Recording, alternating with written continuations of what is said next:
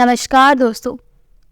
आज मैं आपको सुनाने जा रही हूँ जब एक बेटे ने बीमार माँ के इलाज के पैसे धोखे से हड़प लिए तो पिता ने किया ऐसा कारनामा कि बेटे के पैरों तले जमीन निकल गई। चेहरे पर परेशानी, डर और घबराहट के भाव लिए प्रताप जी अपने बेटे के दफ्तर के बाहर बैठे हुए उसके आने का इंतजार कर रहे थे। उनकी बूढ़ी आंखें लगातार बस रास्ते को ही देख रही थी। जैसे ही किसी की गाड़ी की आवाज आती वैसे ही प्रताप जी मुड़कर देखने लगती, इस आस में कि शायद उनका बेटा आया है।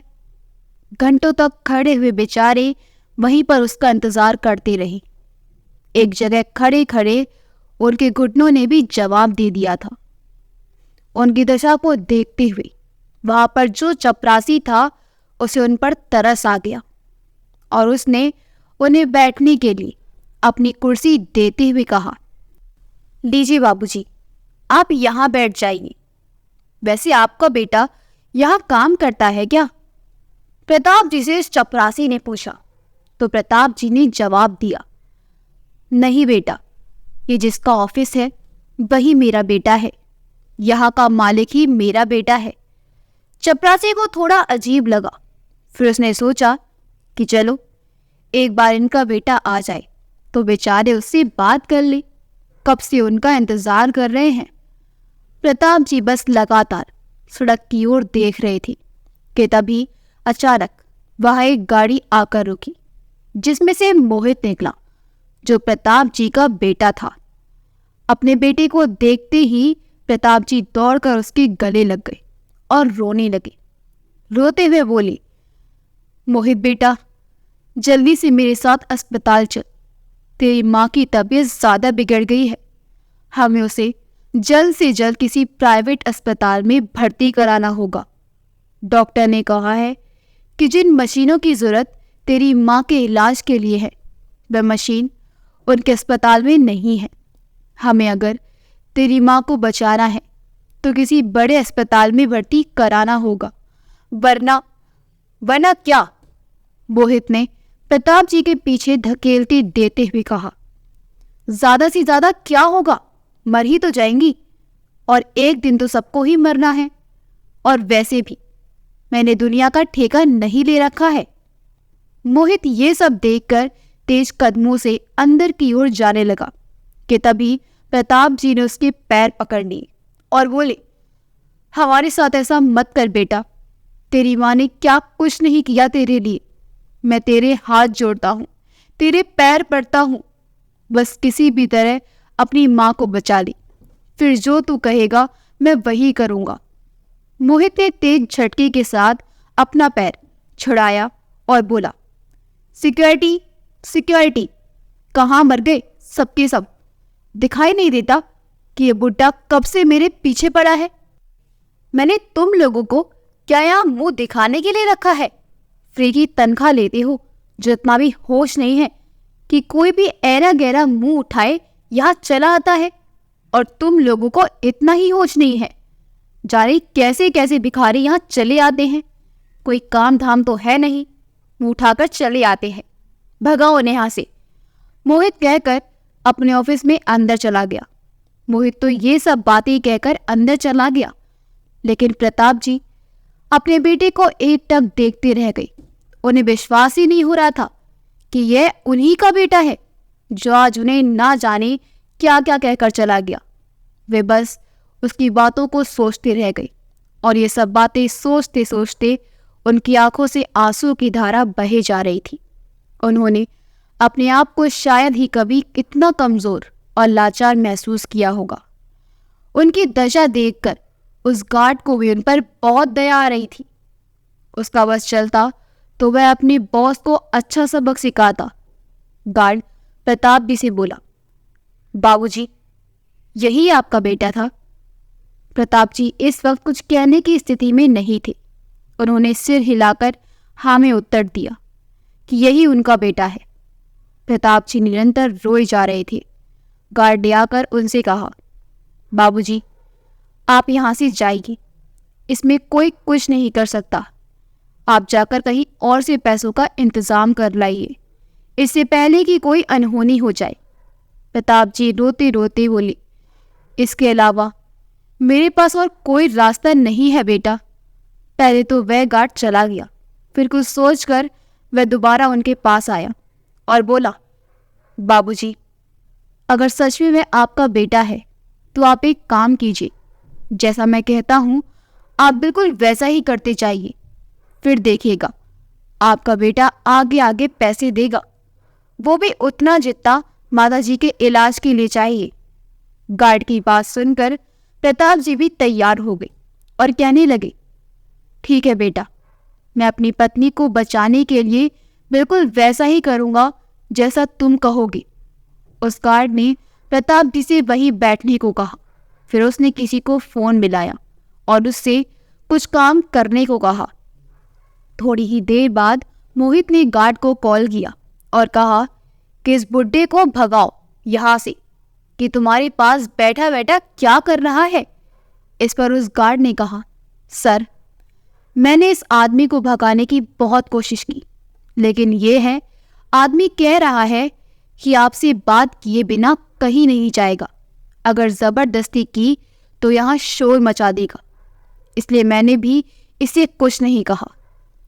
मेरी मानिए तो आप देख लीजिए सर, एक बार मिलने में भला क्या जाता है, लेकिन अगर आप उसे नहीं मिले और उसने शोर मचा मचा कर यहाँ सबको इकट्ठा कर लिया तो आपकी बड़ी बेइज्जती हो जाएगी, और फिर कुछ ही देर में आपके क्लाइंट भी तो आने वाले हैं। बाकी आपकी मर्जी है सर, जैसे आपको ठीक लगी।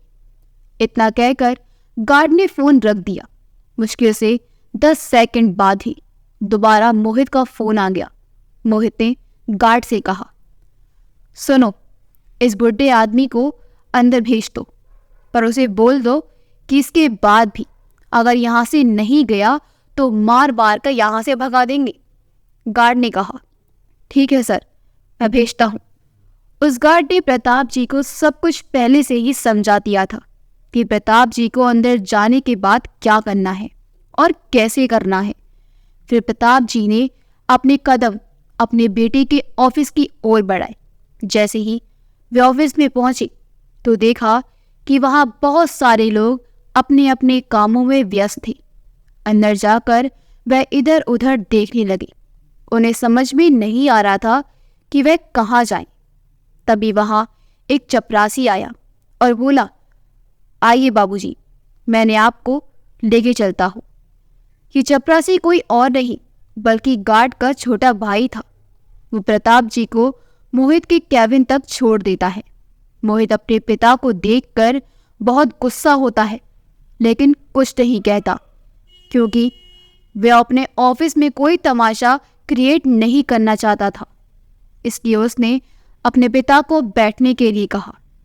अंदर कैबिन में जाने से पहले ही उस चपरासी ने प्रताप जी की जेब में एक मोबाइल रख दिया था और प्रताप जी उसे इसी तरह रखने को कहा था।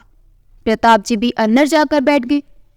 फिर वह लड़का जो कि चपरासी था प्रताप जी के लिए पानी लेकर आया। प्रताप जी थोड़ा सा घबराए हुए थे। उसने उनके हाथ पर अपना हाथ रखते हुए अपनी नजरों से कुछ इशारा किया। मोहित किसी से फोन पर बात करने में व्यस्त था, इसलिए उसने बिल्कुल भी ध्यान नहीं दिया। लड़का पानी रखकर चला गया। अपना फोन रखकर मोहित अपनी कुर्सी पर बैठता हुआ बोला, हाँ तू बताओ क्या बात करनी है, क्यों सुबह से यहाँ पड़े हो। प्रताप जी कुछ बोलने की हिम्मत जुटाने लगे कि तभी मोहित दोबारा बोला, तब से तो बात करने को मरे जा रहे थे और अब मुंह में जुबान नहीं है क्या? बोल, अब कैसे तेरी बोलती बंद हो गई? अब बकेगा कुछ? मोहित ने अपने पिता से कहा, पहले तेरा भौंकना तो बंद हो जाए, मैं तभी तो बोलूंगा। प्रताप जी ने तुरंत उत्तर दिया तो मोहित अपने पिता का जवाब सुनकर अवाक रह गया। और होता भी क्यों ना, जिसके पिता कभी अपने बेटे के सामने बोलने की हिम्मत नहीं जुटा पाए थे, आज वही बाप अपने बेटे के सामने इतना बोल रहा था। और इसका कारण था उनके बेटे और बहू द्वारा किया गया वह घटिया बर्ताव, जिसके कारण आज एक पिता अपने बेटे के विरुद्ध होने को मजबूर था। इतना कहने के बाद अब प्रताप जी रुके नहीं, बल्कि आज तो उन्होंने अपने बेटे को खूब खरी खोटी सुनाई। इसके बाद प्रताप जी बोले, क्यों, बस भौंक लिया तू जिसे तुझे भौंकना था? अब मेरी सुन, अगर तू अपनी माँ का इलाज नहीं करा सकता तो मैं तुझे अपनी जायदाद से बेदखल कर दूंगा। अब तेरी मर्जी है, या तो अपनी माँ का इलाज करा या फिर जायदाद से बेदखल हो जा। फिर कभी भी कोशिश मत करना मेरे घर में पैर भी रखने की। इतना सुनना था कि उनका बेटा जोर जोर से हंसते हुए बोला, अच्छा तो मुझे अपनी प्रॉपर्टी से बेदखल करेगा? ये है कहते हुए वे और जोर जोर से हंसा और फिर बोला, बेदखल तो तब करोगे ना जब कोई घर तुम्हारे नाम होगा। वह लगातार यही कहे जा रहा था, कितना बेवकूफ बुढ़ा है, सच में तेरी अकल घास चरने गई है। तूने ऐसा सोचा भी कैसे कि मैं उस घर को लेकर कोई रिस्क ले सकता हूं? और मुझे ये अच्छी सी पता था कि अगर मैं ये सब अपना नहीं बनाऊंगा तो एक दिन तू मुझे बेदखल करने की धमकी जरूर देगा। मतलब ये सब तू क्या बकवास कर रहा है? प्रताप जी ने चौंकते हुए कहा, लेकिन ये प्रॉपर्टी मेरी है। ये प्रॉपर्टी तेरी है नहीं, तेरी प्रॉपर्टी थी बूढ़े। अब ये है मेरी प्रॉपर्टी जिस पर मेरा अधिकार है। क्यों, सुनकर धक्का लगाना? मैंने तो उस दिन जिस दिन तुझसे हेल्थ इंश्योरेंस के पेपर पर साइन करने को कहा था ना, तब उन्हीं पेपरों के बीच में ही घर के कागज भी लगा दिए थे और तभी से वो घर मेरे नाम है। क्या इतना बड़ा धोखा किया तूने मेरे साथ? कितना कमीना इंसान है तू। मैंने तुझे क्या कुछ नहीं दिया। आंखों में आंसू लिए प्रताप जी अपनी बात कह रहे थे। मैंने तुझे अपनी औकात से बढ़कर सुविधाएं दी। जिस चीज पर तूने हाथ रखा हर वह चीज तुझे दिलाने की कोशिश की, चाहे वह मेरी हैसियत के बाहर ही क्यों ना हो। लेकिन इतना सब करने के बाद भी मैं तुझे एक अच्छा इंसान ना बना सका। अचानक ही अपने आंसू पोंछते हुए बोली, तो मुझे वह इंश्योरेंस के पेपर दे दे, मैं उससे ही तेरी माँ का इलाज करवा दूंगा। फिर मुझे तुझसे और कुछ नहीं चाहिए, बस वह कागज मुझे दे दे, मैं तेरे पांव पड़ता हूँ। वह अपने बेटे के पैरों में गिरते हुए बोली। इस पर उनका बेटा उन्हें दोबारा धकेलते हुए बोला, चल निकल यहाँ से बाहर। अब कोई पेपर वेपर पैसे मेरे पास नहीं है, और वो पेपर तो मैंने तुझसे साइन लेने के बाद ही फाड़ दिए थे। मुझे तो तुझसे बस अपने कागजों पर दस्तखत चाहिए थे, इसलिए जब मेरा काम हो गया तो मैंने वे कागज फाड़ कर फेंक दिए। बस अब हो गई बात, या अब भी कुछ बाकी है? प्रताप जी को बहुत गुस्सा आ रहा था, पर वह अपने गुस्से पर काबू करते हुए बोले, अगर पेपर नहीं है तो मुझे मेरे वह पैसे वापस कर जो अभी 6 महीने पहले मैंने बैंक में जमा करने को दिए थे। मैं उन्हीं पैसों से तेरी माँ का इलाज करवा लूंगा। उसकी तबीयत बहुत खराब है, और अगर पैसा मजबूरी में काम ना आए तो क्या फायदा? मुझे वह पैसा निकाल कर दे दे। इस पर भी उनका बेटा बिल्कुल अनजान बनते हुए बोला, पैसे? कौन से पैसे? मेरे पास कोई पैसे वैसे नहीं है। ये सुनकर तो जैसे प्रताप जी पूरी तरह टूट गए थे, क्योंकि वही पैसे उनकी आखिरी उम्मीद थी अपनी पत्नी को बचाने की, और ऐसे में उन पैसों को न मिलना बहुत बड़ी मुसीबत आने का संकेत था। वे अब भी खुद थोड़ी हिम्मत जुटाते हुए बोले, वही 30 लाख रुपए जो मैंने गांव की जमीन बेचकर तुझे बैंक में रखने को दिए थे।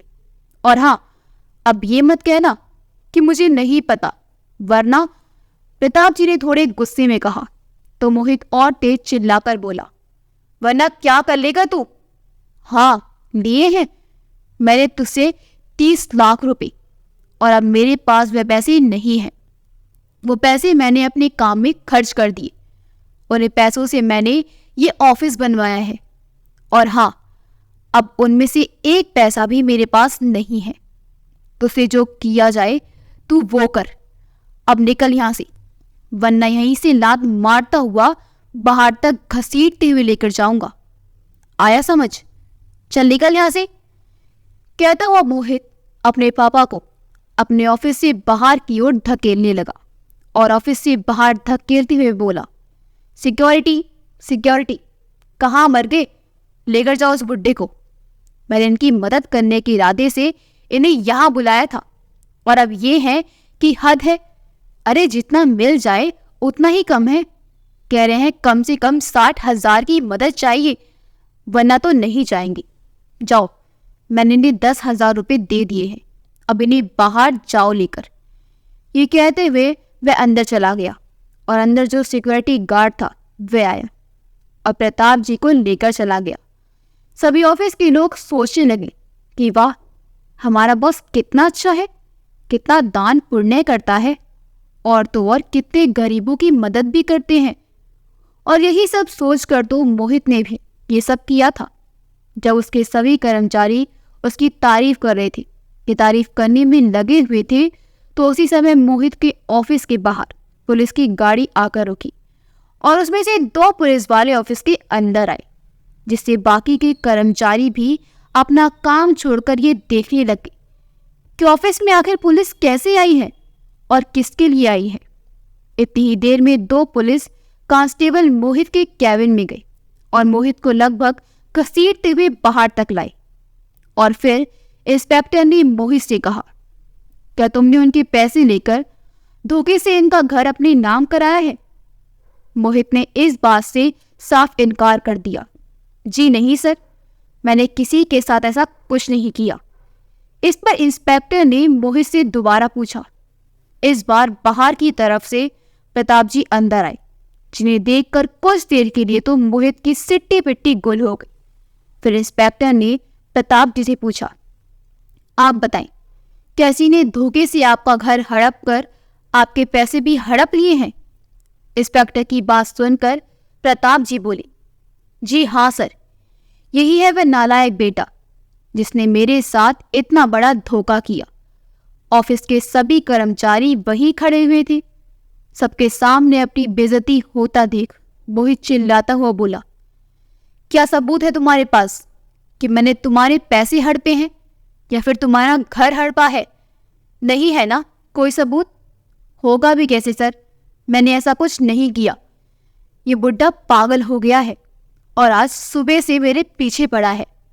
आप तो जानते हैं ना ऐसे लोगों को, इन लोगों को कोई अमीर आदमी मिल जाए तो बस ये है, उससे पैसे ऐंठने के चक्कर में रहते हैं और इसलिए ये आदमी मेरे पीछे पड़ा है। आज सुबह से ही ये मेरे ऑफिस के चक्कर लगा रहा है। अगर आपको यकीन नहीं है तो मेरे ऑफिस के स्टाफ से पूछ लीजिए। ऑफिस के सभी लोगों ने भी गर्दन हिला दी। सर, यह आदमी मुझ पर झूठा इल्जाम लगा रहा है, मोहित ने अपनी सफाई देते हुए कहा। इतनी ही देर में ऑफिस के ग्रुप में से किसी ने एक वीडियो भेजा जिसमें मोहित सारी बातें अपने मुंह से कबूल कर रहा था और वह वीडियो किसी और ने नहीं बल्कि मोहित के गार्ड ने भेजा था और उस वीडियो को बनाने में गार्ड और पियोन दोनों की मदद लगी थी और इन दोनों की मदद से प्रताप जी ये वीडियो बनाने में सफल हुए थे, जिसमें मोहित ने अपनी सारे गुनाह कबूल किए थे। दरअसल जब वह पियोन प्रताप जी को अंदर छोड़ने गया था, उससे पहले ही उसने उनकी जेब में एक फोन रख दिया था, जिसका कैमरा उसने इस तरह से सेट किया कि मोहित को शक भी ना हो और प्रताप जी उससे जो भी बात कर रहे हैं वह सब बातें रिकॉर्ड होती रहे। मोहित की ये वीडियो अब ऑफिस के हर एक व्यक्ति के फोन में पहुंच चुकी थी। वही वीडियो इंस्पेक्टर को दिखाते हुए प्रताप जी बोले, सर, ये रहा सबूत। इस लड़के ने मेरे साथ धोखा किया है और मैं आपके हाथ जोड़ता हूँ, किसी तरह मेरे पैसे दिला दीजिए। मेरी पत्नी अस्पताल में भर्ती है, जिसे उन पैसों की बहुत ज़्यादा ज़रूरत है। मेहरबानी करके आप इस आदमी से कहिए कि ये मेरे पैसे आज की आज लौटा दे। मैं अपना केस वापस लेने को तैयार हूँ, वरना आप इसे अभी भी पुलिस स्टेशन लेकर चलिए। इंस्पेक्टर ने जब पूरा वीडियो देखा तो इंस्पेक्टर भी गुस्से से आग बबूला हो गया और मोहित को थप्पड़ लगाते हुए बोला, हरामखोर, तेरे जैसा कमीना बेटा अब तक तो सिर्फ फिल्मों में देखा था, पर सच में भी तेरे जैसे कमीने बेटे होते हैं। नालायक, अब चल तू थाने, तेरा क्या हाल बनाता हूँ, छोड़ूंगा नहीं तुझे। तो जैसे कमीनों की वजह से ही आजकल की औलाद अपने माता पिता को कुछ नहीं समझती, जैसा वो देखते हैं वैसा ही सीखते हैं। नहीं नहीं सर, प्लीज मुझे माफ कर दीजिए, मुझसे गलती हो गई। हाथ जोड़ता हुआ मोहित इंस्पेक्टर के सामने गिड़गिड़ाता हुआ बोला, सर मैं अपनी गलती मानता हूँ और मैं अपने पापा के सारे पैसे देने के लिए तैयार भी हूँ, लेकिन प्लीज मुझे थोड़ा समय चाहिए सर। मेरी कंपनी इस वक्त घाटे में चल रही है और अभी नया नया ऑफिस शुरू किया है। ऐसे में 30 लाख रुपए का एक साथ इंतजाम कर पाना बड़ा मुश्किल है। आप मुझे थोड़ा समय दीजिए सर, मैं पापा को उनके पैसे लौटा दूंगा। इंस्पेक्टर ने प्रताप जी की ओर देखा। प्रताप जी बोले, नहीं साहब, मेरी पत्नी के पास इतना समय नहीं है, मुझे आप अभी के अभी पैसे दिला दें, चाहे कैसे भी हो। अगर मेरी पत्नी को कुछ हो गया तो मैं इसे जिंदा नहीं छोड़ूंगा मैं। इंस्पेक्टर ने मोहित से कहा, मोहित, या तो तू अभी के अभी 30 लाख और इनका मकान इन्हें वापस कर, वरना तेरे ऊपर ऐसी ऐसी धाराएं लगाऊंगा कि जीवन भर खुद को बचा नहीं पाएगा। तेरी पूरी लाइफ जेल में चक्की पीसते पीसते निकल जाएगी। मोहित बोला, सर आधे घंटे का समय दीजिए बस। इंस्पेक्टर ने कहा, प्रताप जी आप अस्पताल जाइए और डॉक्टर से मेरी बात करा दीजिए। आधे घंटे बाद मोहित आपको हॉस्पिटल में 30 लाख रुपए देकर आएगा और आपके घर के कागज भी, है ना मोहित? हाँ हाँ सर, बिल्कुल बिल्कुल, आधा घंटा में मैं वहां पहुंच जाऊंगा, आप बस थोड़ा सा समय दीजिए मुझे। प्रताप जी अस्पताल के लिए चले गए और डॉक्टर से इंस्पेक्टर की बात करा दी। इंस्पेक्टर की बात सुनकर डॉक्टर ने भी उनकी पत्नी को बड़े अस्पताल ट्रांसफर करा दिया और वहां पहुंची। उससे पहले मोहित वहां पहुंच चुका था। मोहित ने अपने पिता के हाथ में 30 लाख रुपए थमा दिए और उनके घर के कागज भी। फिर गुस्से में लाल आंखें लिए वहां से चला गया। आज भी उसे ये अपनी गलती का एहसास नहीं था। वह तो अपने पिता पर ही गुस्सा निकाल रहा था। उसे इसमें भी अपने पिता की गलती नजर आ रही थी, पर प्रताप जी संतुष्ट थे क्योंकि उन्होंने अपनी पत्नी को आखिरकार बचा ही लिया। इतनी मुश्किलों के बाद भी सही पर उन्होंने अपने बेटे को सबक सिखाने के लिए ना सही पर अपनी पत्नी को बचाने के लिए एक सख्त कदम उठाया। समय बीतता गया और देखते ही देखते मोहित का बेटा 16 साल का हो गया। अब प्रताप जी और उनकी पत्नी अपने घर में ही रहती थी और बचे हुए पैसों से अपनी गुजर बसर कर रहे थे। आखिर उनका खर्चा ही कितना था? 2 बूढ़े पेट 2 रोटी। इस वक्त 2 रोटी, उस वक्त बस इतना सा खर्चा था। वो कहते हैं ना कि कर्मों का फल देर से ही सही पर मिलता जरूर है। बस ऐसा ही कुछ हुआ मोहित के साथ। मोहित ने अपने माता पिता के साथ जितना बुरा बर्ताव किया, उसे आज उसका परिणाम मिला जब उसके 16 साल के बेटे ने उसे गाली देकर पीछे धकेल दिया और बोला, इट्स माय पर्सनल लाइफ, जो मेरा मन आएगा मैं वह करूंगा, आगे से अगर मेरी लाइफ में धकेल दिया तो छोड़ूंगा नहीं। हालांकि अपने बेटे के इस हरकत पर मोहित ने खूब मारा पीटा, लेकिन जब मोहित ने उस पर हाथ उठाया तो उसने भी पलटकर मोहित को थप्पड़ जड़ दिया, जिससे आज उसे इस बात का एहसास हुआ कि जब एक बेटा अपने पिता के साथ ऐसा बर्ताव करता है तो उस पिता पर क्या बीतती है। लेकिन इसमें कोई दोहराने वाली बात नहीं है कि आज वह वही काट रहा था जो उसने कल बोया था।